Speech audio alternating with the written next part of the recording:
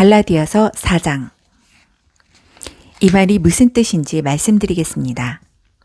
상속자가 미성년일 때는 종보다 나을 것이 없습니다. 그는 법적으로는 모든 유산의 주인이지만 아버지가 정해놓은 자유의 때까지는 가정교사나 유산관리인의 지배를 받아야 합니다. 우리도 마찬가지입니다. 우리도 어릴 때에는 유치한 교훈, 이 세상의 가정교사와 유산관리인에 둘러싸여 종처럼 명령을 받았습니다. 스스로 행동을 결정한 권한이 없었습니다. 그러나 정하신 때가 찾아 아버지 하나님은 자기 아들을 보내셔서 우리와 마찬가지로 여자에게서 태어나게 하시고 율법의 제약을 받게 하셨습니다. 그것은 율법에 사로잡힌 우리와 같은 사람들을 건지시기 위해서였습니다. 그 결과로 우리는 자유인이 되어 정당한 상속자의 권리를 누릴 수 있게 되었습니다. 이제 여러분은 하나님의 자녀로 완전히 입양되었다고 자신 있게 말할 수 있습니다. 하나님께서 자기 아들의 영을 우리의 삶에 보내셔서 아빠, 아버지라 부르도록 하셨으니 말입니다. 하나님과 친밀한 대화를 나눌 수 있는 특권을 가졌으니 여러분은 이제 종이 아니라 자녀입니다. 그리고 자녀이면 유산을 완전히 물려받을 수 있는 상속자이기도 합니다. 전에 여러분이 하나님을 개인적으로 알지 못하던 때에는 신성과는 아무 상관이 없는 신들에게 종노릇했지만 이제는 진짜 하나님을 알게 되었습니다. 아니, 하나님께서 여러분을 알아주셨습니다. 그러니 어찌 다시 종이 호랑이들에게 굽실거릴 수 있겠습니까? 그런데도 여러분은 특정한 날과 절기와 해와 관련된 모든 전통과 금기와 미신을 두려워하며 꼼꼼히 지키더군요. 여러분과 함께 있으면서 기울인 나의 모든 수고가 연기처럼 사라질까 두려울 따름입니다. 사랑하는 친구 여러분, 내가 여러분과 함께 있을 때에 여러분이 입장에 서려고 노력했던 것처럼 여러분도 나의 입장에 서려고 노력해 주십시오. 그때 여러분은 참으로 다감하고 친절했습니다. 여러분은 개인적으로 나에게 함부로 하지 않았습니다. 여러분도 잘 알다시피 내가 여러분에게 메시지를 전하게 된 것은 내 육체가 병들었기 때문이었습니다.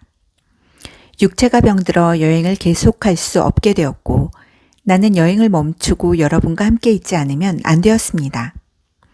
내가 여러분에게 메시지를 전하게 된 것은 바로 그 때문입니다. 아픈 손님을 맞이하는 것만큼 골치 아픈 일도 없을 것입니다. 그런데도 여러분은 하나님이 천사를 대하듯 나를 대했습니다. 여러분은 마치 예수께서 친히 여러분을 방문하시기라도 한 것처럼 나를 대하면서 예수를 대하듯 했습니다. 그런데 여러분은 그런 사실을 까마득히 잊었습니까? 그 당시 여러분이 느꼈던 그 만족은 다 어떻게 된 것입니까? 그때 여러분 가운데는 할 수만 있다면 내게 자기 눈을 빼주려고 한 이들도 있었습니다. 그 정도로 나를 생각한 여러분이었습니다. 그런데 이제는 내가 여러분에게 진리를 말했다고 해서 갑자기 여러분이 원수가 되었다는 말입니까? 도무지 믿기지 않습니다. 저 이단 교사들이 여러분에게 장광설을 늘어놓으면서 아첨을 떨고 있지만 그들은 더러운 동기에서 그렇게 하는 것입니다. 그들은 하나님께서 은혜로이 열어놓으신 자유의 세계를 보지 못하도록 여러분이 눈을 가려서 자신들을 중요인물로 돋보이게 하고 여러분으로 하여금 자신들에게서 승인과 지도를 구하게 하려는 것입니다. 선을 열심히 행하는 것은 내가 여러분과 함께 있을 때뿐만 아니라 언제든지 좋은 일입니다. 내가 여러분과 함께 있을 때에는 나라는 사람과 내가 전한 메시지에 관심을 기울이더니 이제는 내가 여러분을 떠났다고 관심을 기울이지 않는 것인가요? 여러분은 내가 얼마나 절절한 심정인지 아십니까? 이 심정은 그리스도의 생명이 여러분이 삶 속에서 드러날 때까지 계속 이어질 것입니다. 나는 지금 상고를 겪는 어머니와 같은 심정입니다. 오, 여러분과 함께 있다면 좋겠습니다. 그렇다면 이렇게 좌절감에서 터져나온 냉담한 편지 형식의 글을 보내지 않아도 되었을 테니까요.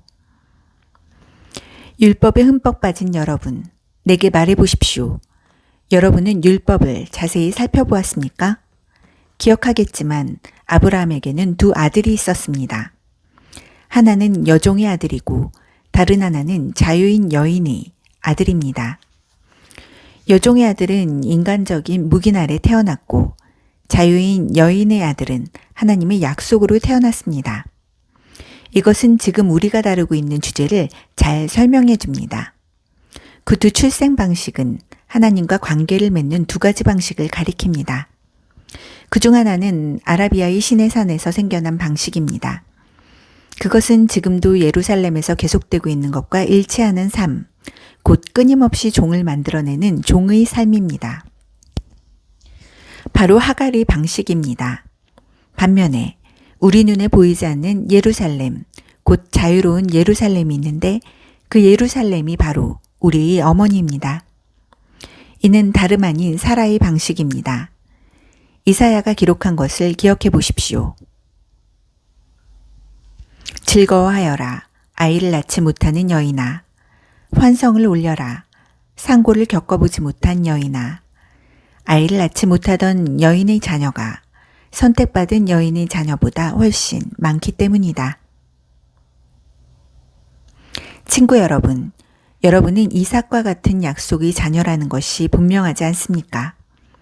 하갈과 사라의 시대에는 부정한 묵인 아래 태어난 아이 이스마엘이 신실한 약속으로 성령의 능력으로 태어난 아이 이삭을 괴롭혔습니다. 여러분이 지금 예루살렘 출신의 이단자들에게 괴롭힘을 받는 것은 바로 그런 일의 되풀이라는 점이 분명하지 않습니까? 우리가 어찌해야 하는지 성경은 이렇게 말하고 있습니다. 여종과 그 아들을 내쫓아라. 종의 아들은 자유인 아들과 함께 상속을 받을 수 없기 때문이다. 그렇다면 분명하지 않습니까? 우리는 여종의 자녀가 아니라 자유인 여인의 자녀입니다.